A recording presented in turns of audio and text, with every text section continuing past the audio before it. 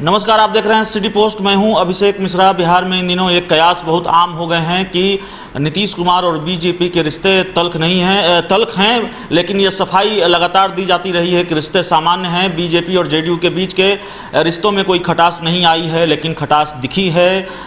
चाहे वो गिरिराज सिंह के ट्वीट का मामला हो, जिस तरीके से इफ्तार को लेकर गिरिराज सिंह ने ट्वीट किया और सीएम नीतीश कुमार को नसीहत दी कि आप दिखावा न करें, दिखावे से बचना चाहिए। चाहे वो मंत्रिमंडल विवाद हो, जिस तरीके से बीजेपी ने सांकेतिक हिस्सेदारी की बात कही, तो लगातार इन वजहों से बिहार में ये कयास लगने लगे हैं कि नीतीश कुमार संभवतः बीजेपी को भी छोड़ सकते हैं। लगातार ऐसी खबरें आती रही है। हालांकि ये कह देना जल्दबाजी होगी, क्योंकि नीतीश कुमार ने खुद स्पष्ट किया है, उनकी पार्टी के दूसरे नेताओं ने भी स्पष्ट किया है कि भले ही हमारी कई मुद्दों को लेकर अलग राय है, बीजेपी की राय से हम इत्तेफाक नहीं रखते, लेकिन 2020 का विधानसभा चुनाव हम साथ लड़ने जा रहे हैं। एनडीए में कोई मतभेद नहीं है, कोई कलह नहीं है। बावजूद इसके एक सवाल बिहार के राजनीतिक गलियारों में टहल रहा है, और वो सवाल यह है कि क्या नीतीश कुमार बीजेपी के अलावा कोई दूसरा विकल्प खुला रखना चाहते हैं, दूसरे विकल्प की तलाश में हैं। ममता बनर्जी जो पश्चिम बंगाल की मुख्यमंत्री हैं, उन्होंने उनके इस बयान का स्वागत किया था, जेडीयू के इस फैसले का स्वागत किया था, जिसमें नीतीश कुमार की ओर से कहा गया था, जेडीयू की ओर से कहा गया था कि सिर्फ एनडीए में, बिहार में एनडीए से दोस्ती है, एनडीए का हिस्सा है जेडीयू, बाकी दूसरे कई राज्यों में अलग चुनाव लड़ेगी। ममता बनर्जी ने इसका स्वागत किया था, और कई बातें हैं जिससे लगता है कि ममता बनर्जी की नज़दीकियां जेडीयू से बढ़ रही है। प्रशांत किशोर जो चुनावी रणनीतिकार की भूमिका निभाने जा रहे हैं पश्चिम बंगाल के विधानसभा चुनाव में, और ये कयास लगने लगे कि क्या ये सब नीतीश कुमार की मर्जी से हो रहा है। प्रशांत किशोर पश्चिम बंगाल के विधानसभा चुनाव में बीजेपी के सबसे कट्टर दुश्मन ममता बनर्जी की राह आसान करने जा रहे हैं। लगा था कि नीतीश कुमार संभवतः पूछेंगे उनसे, लेकिन पटना में जब पार्टी की बैठक हुई तो नीतीश कुमार ने कोई सवाल उनसे नहीं पूछा। अंदर क्या बातचीत हुई ये बाहर नहीं आया, लेकिन हंसकर बात करते दिखे इस बैठक में प्रशांत किशोर और नीतीश कुमार के बीच।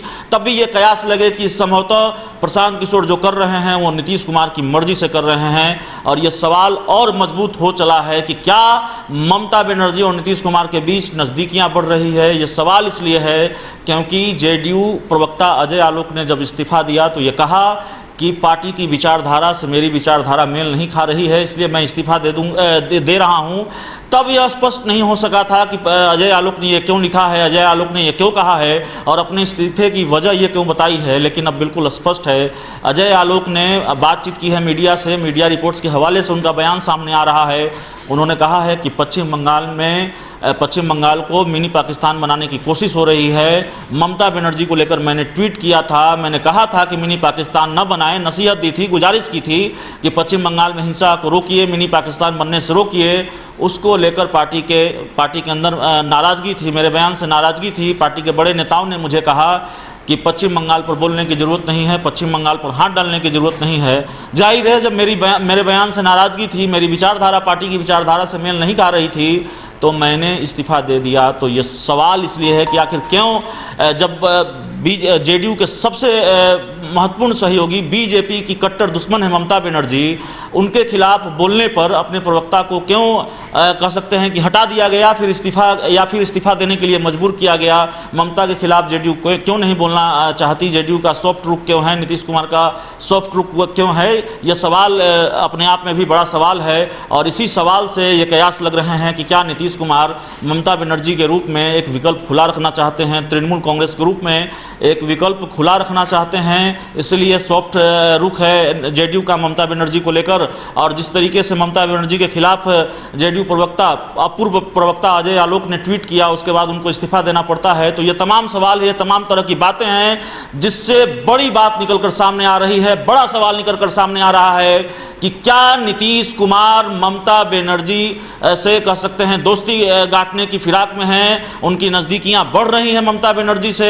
और ये सवाल वाजिब और बड़ा इसलिए है, दिलचस्प इसलिए है, बिहार की राजनीति को यह सवाल दिलचस्प इसलिए बना रहा है क्योंकि बीजेपी की कट्टर दुश्मन है इन दिनों ममता बनर्जी। इस खबर में इतना ही। अगर आपको हमारी खबर अच्छी लगे तो इसे अपने दोस्तों के साथ शेयर करें, हमारे यूट्यूब चैनल को सब्सक्राइब करें, बेल आइकन जरूर दबा दें ताकि हमारी खबरें सबसे पहले आप तक पहुंचे। प्यार, समर्थन और सहयोग के लिए बहुत बहुत धन्यवाद। यहाँ पड़ती है भविष्य की मजबूत नींव, हम मिलकर बनाते हैं बेहतर कल। गोपाल नारायण सिंह यूनिवर्सिटी, आपके बेहतर कल के लिए। NSIT निखारता है आपकी प्रतिभा को। NSIT, a place to imagine, invent and inspire. NSIT, अम्हारा, Bihta, Patna.